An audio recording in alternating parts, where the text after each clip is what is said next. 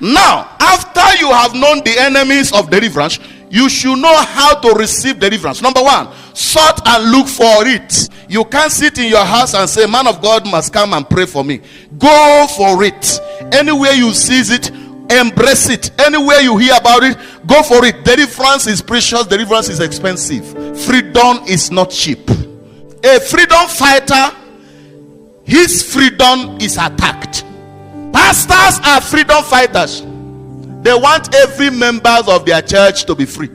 And demonic forces that is holding you captive will not allow the freedom fighter to celebrate his own freedom. Verse number 22 of where we read, the Bible said there were men that took him to Jesus. They brought him to Jesus. Look at it. Then one was brought to him. Doctors are not looking for patients. Those who are sick look for doctor.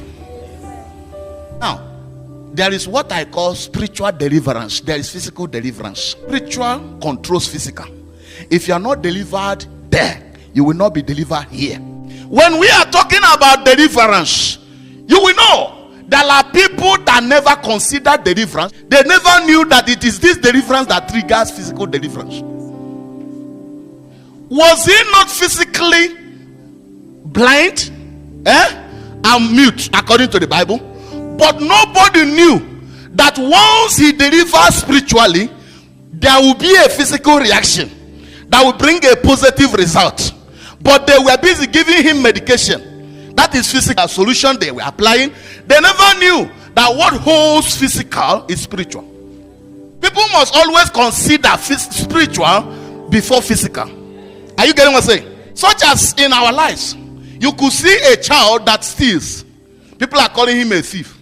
Nobody knew it was as a result of evil covenant that took place in the past that compelled this innocent child to be a criminal. And what do? They send him to jail. If you imprison him, you can't imprison demons. What would demon do? The moment the person is sentenced, they will leave him to suffer alone.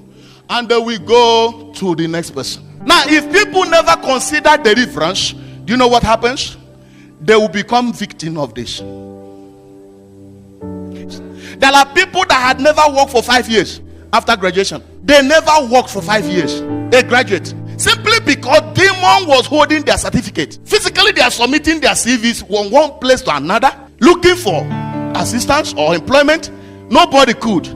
Now, do you know what happened? They came to a service like this, and the man of God was praying. They lifted that certificate up.